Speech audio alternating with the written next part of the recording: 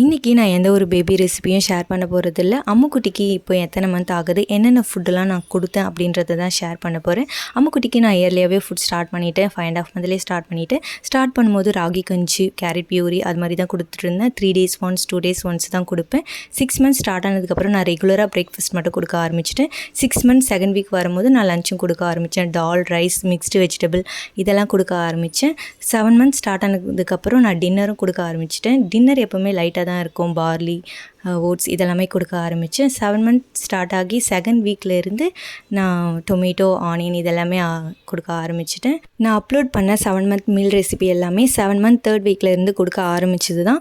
அம்முக்குட்டிக்கு இப்போ 8 month third week start ஆகியிருக்கு. இன்னமும் நான் அதே ரெசிபி தான் கொடுத்துட்ருக்கேன். புதுசாக எதுவுமே கொடுக்க ஆரம்பிக்கலை.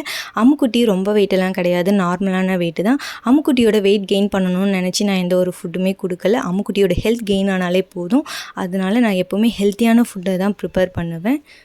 அம்முக்குட்டிக்கு நான் ப்ரிப்பேர் பண்ணுற எல்லா ஃபுட்டுமே பிடிக்குமானா கிடையாது. ஒரு சில ரெசிபிலாம் அவங்களுக்கு பிடிக்காது. அதெல்லாம் நான் நெக்ஸ்ட் டைம் செஞ்சு கொடுத்தது கிடையாது.